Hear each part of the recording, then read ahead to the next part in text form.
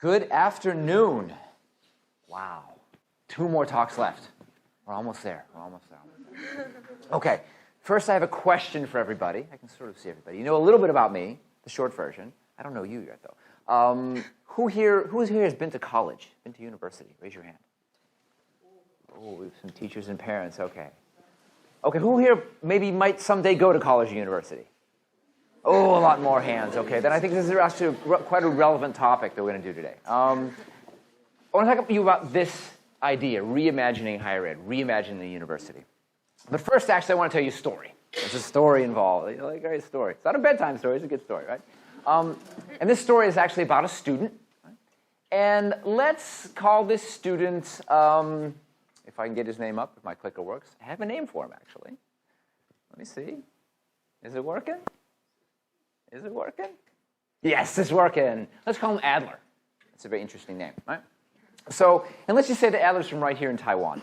And I'd like to tell you about Adler and others like him so that you better understand why the current model of higher education is not effectively preparing them for our world today, and certainly our world going forward, right? So Adler. Adler has many of the characteristics of a high-performing student, right? He's certainly very intelligent, right, and has achieved top grades in his many years at school.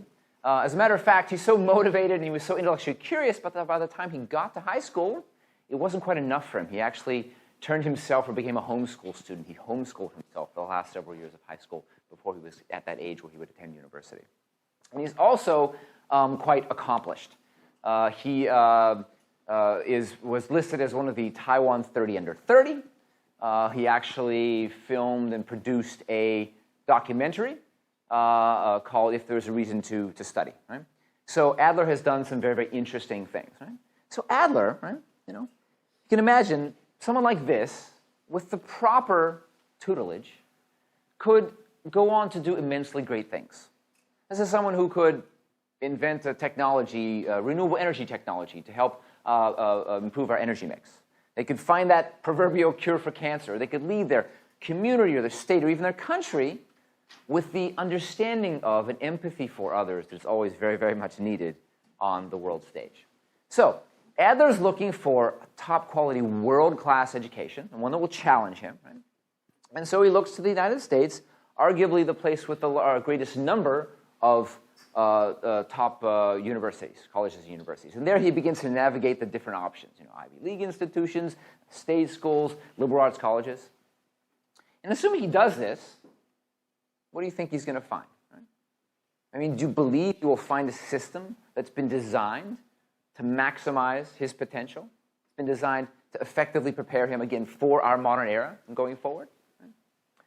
Let's talk about that a little bit. U.S. higher education, current situation. Assuming that Adler does this, first of all, it may be a little concerning because he may find he might not have the opportunity, to experience top-quality higher education or relevant institution at all, right? And this is because supply and demand characteristics in current top-quality higher ed are, how we put it, out of balance, right?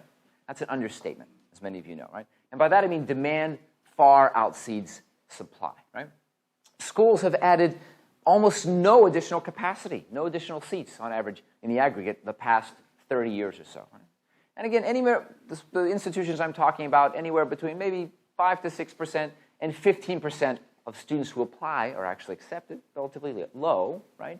Yet some of these institutions say that 60, 70, even up to 80% of those who apply are qualified to attend. But they're accepting 10%, 12%, 15%, right? There's not enough space available, and no space is being made. But let's just say, for argument's sake, that Adler, he gets in, right? Even though with the demand constraint, he gets in. Well, there's another issue at stake here. He may not be able to afford it. Right? I think most of us now in this room, certainly parents, right? Those of us who attended school in the United States, know how expensive, right, university is, at least over there. Right? Not in all countries, but over there. Right? $45,000, $48,000, $50,000 a year, tuition alone, for a cost of not just some of the most respected schools, but for many schools overall. Right? But put that into perspective, it wasn't always like that.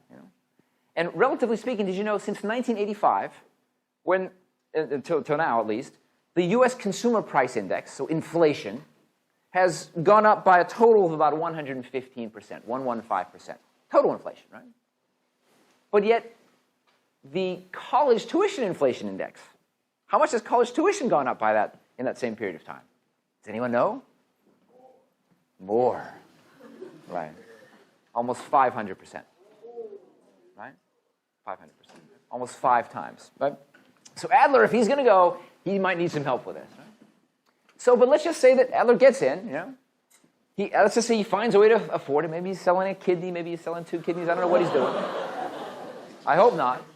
But let's say if he finds a way to afford it, right? Well, then surely that he can actually expect to, you know, find the most ideal educational experience that you can even imagine, right? Right? Yes. Well, as an Ivy League graduate myself, let me explain to you what his experience might look like, at least at a higher level. So, Adler will take classes from a curriculum that most likely has not changed that much in decades. He'll study a bit of this, he'll study a bit of that, very little of which will be integrated, and probably even less of which will be transferable. Right? In fact, he could have replaced a lot of those big lecture classes that he takes in the first couple of years that are offered in universities the first several years, maybe even with a series of MOOCs, you know, that he does it on his own time and even for a far lower cost. Right? Another aspect is he probably will be in the same place for all those 4 years. Right? Well, it won't be anything really global about his experience, most likely. Right? And he'll probably be in a classroom with pretty much most people from that place. Of course, if we're talking about U.S. universities, it'd be mainly Americans. Certainly, if you go to school in Taiwan, it's mainly Taiwanese, right? That's sort of the way it actually has been, right? Probably even a little bit more frightening, maybe most frightening, is that once Adler graduates, he may find that he is woefully unprepared for, I'll call it the working world, call it a career, call it real life. That he does not have the skills and abilities that are required out there, right? Because even though, I admit, right, most universities truly believe that they are effectively preparing people, right, for that, for real life, for lack of a better term, if you ask those people that are employing these recent graduates, they say, not at all. Right? I don't mean to scare everybody here, because I know a lot of people that haven't been to university yet and thinking about going and thinking, oh my gosh, what's going on here, right? My point is, Adler and those like him can and should do a heck of a lot better. But here's the question right there. Right? What kind of university model can best ensure, right, that people like Adler achieve their maximum potential, their full potential, right?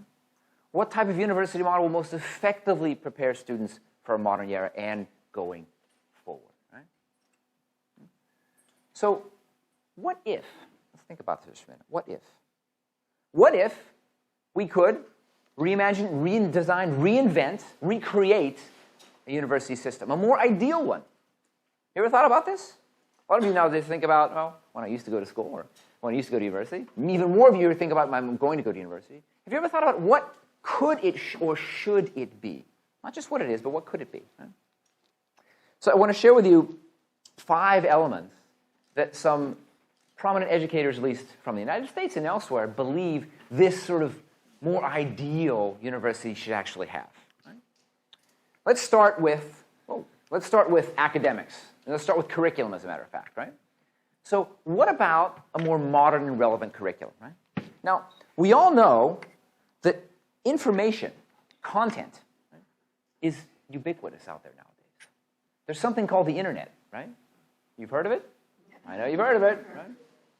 So access to information is not challenging like it was even 50 years ago, let alone 500 years ago, right? Information is ubiquitous, but what's most important is the ability to analyze and sift through that information, the skills, right, and cognitive abilities necessary to do so. Think about that. It's not so much about what to think, right, but about how to think. Think about critical thinking, creativity, effective communication, effective interaction, and all the cognitive sub-processes that bubble up into those 4 meta-competencies, right? This is what should want to be the key aspects of a modern and relevant curriculum. It's something that, don't take my word for it. For those of you who haven't been to university yet, ask your parents, ask your teachers. The traditional systems that we know nowadays does not actually teach, interestingly enough. Right? So modern and relevant curriculum. This is one aspect. Right? Another aspect would relate to pedagogy, or how students actually learn, how we actually teach, how an institution actually teaches. Right? Think about the classroom. Right? So we've all spent a lot of time in class. Some of us still spend a lot of time in class. Right? Think about the classroom as it's existed, right? For 10 years, for 100 years, for 10,000 years. It's been very similar. Right? Wow. Even though, particularly in the past several decades, we've learned a heck of a lot, right, about how you could improve the classroom, right? How you could take something called the science of learning, and that is just what it sounds like, the science of learning. It's the way we learn, it's the way we process information as individuals, right? Take decades of research from the science of learning, which can inform us how to build a better, more interactive classroom. So you take all the pedagogical tools that we know that work, be those active learning, be those breakout groups, be those relay. You throw away that everything that doesn't work, lectures. This doesn't work. You're not going to remember most of what I say. Seriously. And science actually shows that, right? Lectures don't work, right?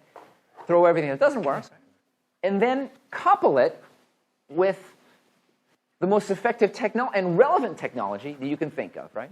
To create a very intimate and engaging experience, right? To improve the classroom, right? To make sure that everyone's in the front row. Right? There's no back row, there's no second row, and certainly no back row, where you cannot hide. Think about this. What could you do? Right? You could do a lot. Okay? What about, we talked a little bit about the lack of global experience in the traditional university experience. What about if we totally flip that on its head, right? What if we said, listen, right? In university, instead of being in one place, or maybe in two places, maybe study abroad for a semester or something, what about experiencing university, living and studying together with classmates in many different cities? As an example, in 7 different cities, maybe 6 or 8, Maybe a city every semester. Think about that. Cities like Berlin, Germany, right? San Francisco, cities like Taipei. And think about what that offers in terms of community engagement, location-based learning that can be done as actually a part of that. Right? A heck of a lot, right? Such that people develop a deep understanding, that understanding of and empathy for other communities, other peoples, other cultures that I talked about before, right? Something that the university actually can and should be curating as part of this process. Think about that. Okay, so we talked about curriculum, we talked a little about pedagogy, talked about global immersion. What about this? You ever think about this? What about if the university said, listen, we're going to redefine the relationship between student and not only the student, but the alumni, you as an alumnus, right, and the school, right, in terms of career support. What about if you said, the university system said, that we are going to provide not only coaching and mentoring, some schools actually may do, but very personalized and aggressive placement, right, for graduate schools, right, for jobs of all kinds, right? And then continue to promote and support each student for the rest of their careers. What would it sound like if your university would be your own headhunter and PR company and even venture capitalist for the rest of your career? Does it sound compelling? Sounds compelling to me. I've never had that. Right? Okay, and finally, let's talk a little bit about accessibility. This is the 5th pillar, right? Because I said in the beginning, accessibility is an issue, right? But what about if you did something about that? What about if a university said, wait a minute, we're going to make this globally accessible. Yes, here's this, maybe the school is based in a certain country. In this particular case, we're talking about being based in the United States. But what about if it's an institution for students everywhere? What would that look like? Right? It wouldn't look like 95% American students, right? That's for sure. It'd be people from everywhere, right? Pure merit-based admissions. Doing away with all kinds of quotas, right? For people that say aren't American, right? Or maybe aren't American who live in America, or maybe who aren't white Americans. Think about it, right? And then at the same time, as soon as I get my clicker back, then at the same time, right, making it much more financially accessible. So what about if you can make tuition, right? I don't know, half of what it is in most other top schools, right? What about a third? What about a quarter, right? How about $10,000, $12,000 a year as opposed to $50,000, right?